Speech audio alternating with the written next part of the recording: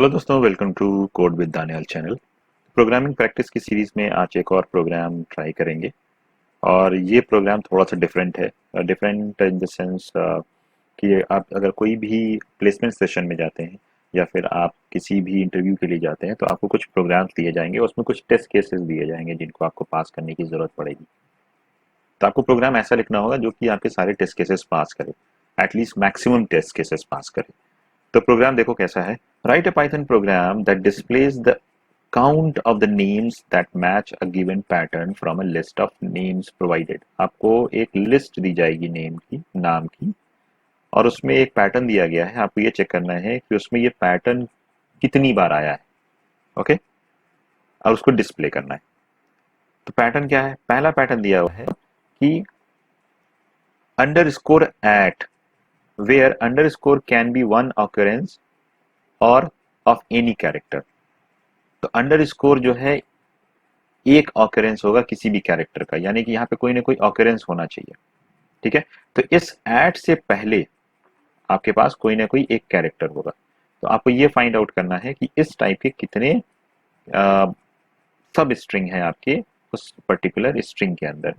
और दूसरी कंडीशन ये दी हुई है कि आपको ये भी सर्च करना है कि इस टाइप का पैटर्न कितना है आपके पर्टिकुलर स्ट्रिंग में। ओके, तो यहाँ पे देखिए परसेंट एट परसेंट, और कह रहा है कि जहाँ पे परसेंट साइन है कैन हैव जीरो और एनी नंबर ऑफ ओकरेंस। तो सिर्फ एट भी हो सकता है और एट के आगे पीछे कोई कैरेक्टर भी हो सकता है, आगे भी कैरेक्टर हो सकता है और पीछे भी कैरेक्टर हो सकता है। तो जीरो और मोर ऑकरेंस है, ये ध्यान रखिएगा। लेकिन यहाँ पर दिया हुआ है कि यहाँ पर one occurrence of any character, तो ये एक ही ऑकरेंस होगा किसी भी कैरेक्टर का। बट यहाँ पर जीरो और एनी नंबर ऑफ ऑकरेंस।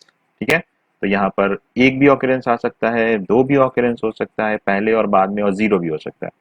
जैसे यहाँ पे एक एग्जांपल देखिए, यहाँ पे टेस्ट केस में आपको एक सैंपल इनपुट भी दिया होगा और एक्सपेक्टेड आउटपुट भी देगा कि इस इनपुट पे ये आउटपुट आना चाहिए। जैसे अगर आपके पास एक लिस्ट ऑफ स्ट्रिंग दी हुई है जिसके अंदर लिखा है hat, cat, rabbit, matter. Okay, तो अब यहाँ पे अगर आप ध्यान से देखिए तो ये ऐट कितनी बार है इस स्ट्रिंग में, इस लिस्ट ऑफ स्ट्रिंग में ऐट कितनी बार है? तो ऐट तो यहाँ पर है, ये कह रहा है कि इससे पहले एक ऑकरेंस होना चाहिए किसी कैरेक्टर का। तो यस, इससे पहले एक ऑकरेंस एच है, तो ये हमारा वैलिड स्ट्रिंग है। तो एट अंडर स्कोर एट वाली ऑकरेंस आपकी एक बढ़ जाएगी। इसी तरीके से ये देख लीजिए कैट, तो इससे पहले एक कैरेक्टर है, तो ये भी सही है क्योंकि ये भी आपके इस कंडीशन को सेटिस्फाई कर रहा है। तो अंडर स्कोर एट जो है ये हमारा दूसरा ऑकरेंस है इस पूरे लिस्ट में, तो हमारे इसकी ऑकरेंस कितनी हो गई? दो हो गई। इसी तरीके से देखो आप, तो यहां पर ऐसा कुछ नहीं है। ठीक है, और यहां पे अगर आप देखिए तो एम ए टी, यहां पर तो ये दिया हुआ है, तो कह रहा है इससे पहले ऑकरेंस हो सकता है एक कैरेक्टर का, लेकिन इसके बाद नहीं दिया हुआ है। तो मैट जो है इस कंडीशन को फुलफिल नहीं कर रहा है। क्यों? क्योंकि एम ए टी अगर सिर्फ होता तो ये फुलफिल करता, बट अगर ये एम ए टी और इसके बाद भी दिया हुआ है तो ये एट वाले ऑकरेंस को, यानी कि कंडीशन को फुलफिल नहीं कर रहा है। तो एट कितनी बार है? जो इस कंडीशन को फुलफिल कर रहा हो कि इससे पहले कैरेक्टर है और इसके बाद कोई कैरेक्टर नहीं है, सिर्फ दो है। तो देखिए यहाँ पे लिखा है ना, अंडर स्कोर एट कितनी बार है? दो बार है। फिर परसेंट साइन दिया हुआ है और एट परसेंट साइन है, तो इससे पहले और इसके बाद भी कैरेक्टर हो सकता है जीरो और मोर। ठीक है, तो यहाँ देखिए एट, इससे पहले एक कैरेक्टर है, चलो ठीक है, ये भी हमारा कंडीशन ट्रू हो गया क्योंकि इससे पहले और बाद जीरो और मोर है। तो पहले तो एक बार है लेकिन बाद में नहीं है, जीरो है, तो चलो ये भी कंडीशन सेटिस्फाइड हो गई। यहाँ पे देखिए कैट, ये भी कंडीशन सेटिस्फाइड हो जाएगी क्योंकि इससे पहले है लेकिन बाद में नहीं है, तो ये तो कह रहा है ना जीरो और मोर। इसी तरीके से मैटर, ये जो लिखा हुआ है, तो एट इससे पहले वन और मोर कैरेक्टर और इसके बाद वन और मोर कैरेक्टर, तो ये भी कंडीशन सेटिस्फाई हो रहा है। ओके, तो हमारा एट परसेंट वाला कितनी बार है? तीन बार है। ओके, तो मुझे उम्मीद है कि प्रोग्राम का एक्सप्लेनेशन समझ में आ गया होगा। अब इसी को समझ करके एक लॉजिक लिखिए और उसके बाद इस सैंपल इनपुट को पास करके देखिए कि क्या आउटपुट आता है या नहीं आता है। मैं बार बार कहता हूँ ना कि पहले आप प्रैक्टिस कीजिएगा फिर सोल्यूशन देखिएगा। तो चलिए देखते हैं इसका सोल्यूशन कैसे बनेगा।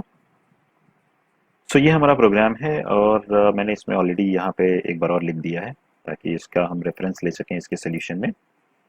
तो यहाँ पे एक नेम लिस्ट है जिसके अंदर आपको कुछ स्ट्रिंग दी गई है और आपको ये चेक करना है कि इस पर्टिकुलर कंडीशन को कितने स्ट्रिंग फॉलो कर रहे हैं और इस पर्टिकुलर स्ट्रिंग को कितने इस पर्टिकुलर पैटर्न को कितने स्ट्रिंग फॉलो कर रहे हैं। ओके, तो यहाँ पे इनिशियली हमने दो वेरिएबल बना लिया है, एक काउंट 1 है और एक काउंट 2 है।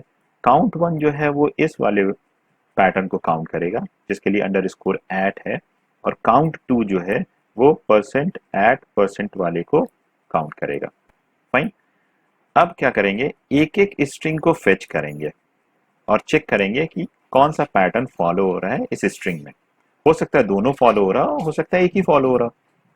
तो चलिए पहले इसके लिए देख लेते हैं। तो ये तो बहुत आसान है, ये कह रहा है कि एट आना चाहिए, इससे आगे पीछे कोई कैरेक्टर हो भी सकता है और नहीं भी हो सकता है। तो बहुत सिंपल है, सबसे पहले एट सर्च कर लीजिए, अगर उस स्ट्रिंग के अंदर एट है तो इसका मतलब ये चीज हमारी फुलफिल हो गई। तो हमने यहाँ पे कंडीशन लिखा, if at in a particular given string, तो काउंट 2 की वैल्यू को बढ़ा दीजिए। सिंपल, इस वाले को काउंट 2 हमारा कौन सा है, ये वाला पैटर्न है, राइट। अब इसके लिए हमें क्या लिखना पड़ेगा, इसके लिए कंडीशन ये है कि आपका ये जो अंडरस्कोर है यहाँ पे कहता है कि can be one occurrence of any character, यहाँ पे कोई ना कोई कैरेक्टर जरूर आएगा, ये एकदम मैंडेटरी है। इसका मतलब अगर यहाँ पर ए आए, बी आए, सी आए, डी आए, तो ये हमारे कंडीशन को फुलफिल करेगा, वो स्ट्रिंग इस कंडीशन को फुलफिल करेगी, ये पैटर्न वहां पे मैच हो जाएगा। तो कहने का मतलब है कि यहाँ पर आपका कोई ना कोई कैरेक्टर होगा, तो इस पूरे स्ट्रिंग की साइज कितनी हो जाएगी, इस पूरे स्ट्रिंग की साइज हो जाएगी 3। तो यहाँ पर मैंडेटरी कंडीशन है कि स्ट्रिंग की साइज 3 होनी चाहिए।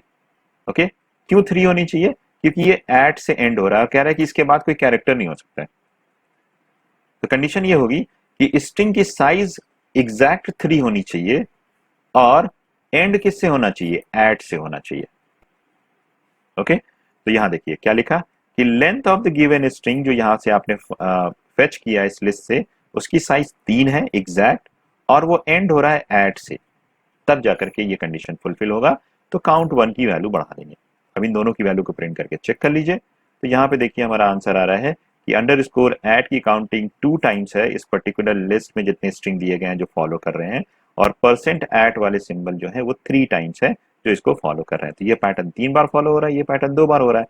तो देखिए एक्सपेक्टेड आउटपुट में भी यही कह रहा था ना कि अंडरस्कोर एट कितनी बार आना चाहिए, 2 टाइम्स आना चाहिए, और परसेंट एट वाली वैल्यू जो है वो 3 टाइम्स आनी चाहिए। लेकिन अगर देखिए यहाँ पर ध्यान से, तो ये कह रहा है कि एक्सपेक्टेड आउटपुट जो है वो ऐसा आना चाहिए। और एक चीज याद रखिएगा कि अगर आप ऑनलाइन कोई एग्जाम दे रहे हैं और वहां पर टेस्ट केसेस दिया हुआ है पास करने के लिए, तो it is very important that you are following the pattern of the output. Output के पैटर्न को फॉलो करना बहुत जरूरी है, अदरवाइज आपने आउटपुट सही भी दिया तो भी आपका टेस्ट केस पास नहीं होगा। तो अगर ऐसा आउटपुट आपका प्रोग्राम दे रहा हो तो ये टेस्ट केस पास नहीं करेगा, क्योंकि एक्सपेक्टेड आउटपुट है कि अंडरस्कोर एट लिखा होना चाहिए, फिर एक स्पेस होना चाहिए, फिर एरो होना चाहिए, फिर एक स्पेस हो, फिर वैल्यू प्रिंट हो, फिर एक स्पेस हो, एट प्रिंट हो, फिर एक स्पेस हो, एरो प्रिंट हो, फिर एक स्पेस हो, 3 प्रिंट हो, राइट। तो ऐसा पैटर्न बनाना पड़ेगा प्रिंट के लिए। तो प्रिंट में हम आ जाते हैं और ऐसे पैटर्न बनाने की कोशिश करते हैं। तो यहां पर क्या किया, अंडरस्कोर एट ये लिख दिया और यहाँ पे काउंट की वैल्यू प्रिंट कर दिया। अब ये लाइन चेंज करने की जरूरत नहीं है, तो यहाँ पर कॉमा लगाएंगे और ये वाली पूरी चीज को उठा करके यहां पर लिख देते हैं ताकि लाइन चेंज ना हो, क्योंकि आउटपुट तो एक ही लाइन में चाहिए जो पैटर्न कह रहा है। तो इस पैटर्न के अकॉर्डिंग अकॉर्डिंग देखिए, अगर तो ये प्रिंट होगा, फिर स्पेस आएगा, फिर ये प्रिंट हो जाएगा। और हमें पता है कि कॉमा ऑटोमेटिक एक वैल्यू एक स्पेस ले लेता है, तो काउंट की वैल्यू प्रिंट हो जाएगी। ओके, फिर कॉमा लगाया तो एक स्पेस ऑटोमेटिक आ जाएगा, और यहां से भी हमें स्पेस हटाना पड़ेगा। अब प्रिंट करके देखिए तो क्या हमारा फॉर्मेट आ रहा है उसी तरीके से। तो देखिए यहाँ पे हमारा फॉर्मेट भी बन गया।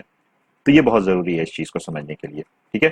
तो ये एक छोटा सा प्रोग्राम था और ये एक इसका लॉजिक है। तो मुझे उम्मीद है कि प्रोग्राम और लॉजिक दोनों समझ में आ गया होगा। तो एक काम करते हैं, वीडियो वाइंड अप करने से पहले कुछ और टेस्ट केसेस के साथ चेक कर लेते हैं। तो मैं यहाँ पे कुछ और टेस्ट केसेस आपको देता हूँ और देखते हैं उसके लिए काम कर रहा है या नहीं कर रहा है। तो ये दूसरा टेस्ट केस है जिसमें रैट दिया हुआ है और सैटरडे दिया हुआ है। कह रहा है एन अंडरस्कोर एट की वैल्यू 1, ओके, और परसेंट एट, और इसकी वैल्यू आनी चाहिए कितनी, इसकी वैल्यू आनी चाहिए 2। तो चलिए देखते हैं क्या आ रहा है। तो यहाँ देखिए इसकी वैल्यू 1 आ रही है और इसकी वैल्यू 2 आ रही है, इसका मतलब प्रोग्राम सही है। एक और टेस्ट केस के साथ चला लेते हैं। ये तीसरा टेस्ट केस है जिसमें कह रहा है रॉक और सैंड्रा दिया हुआ है और इस पे बता रहा है कि आउटपुट ये आना चाहिए, एट की वैल्यू 0 और एट परसेंट वाला 0। चलिए रन करते हैं। तो यहाँ देखिए आउटपुट आ रहा है। तो ये हमारा प्रोग्राम है, इसको अगर रन करेंगे तो सारे टेस्ट केसेस रन हो जाएंगे। ये प्रोग्राम एक्चुअली इन्फीटीक्यू प्लेटफॉर्म का है।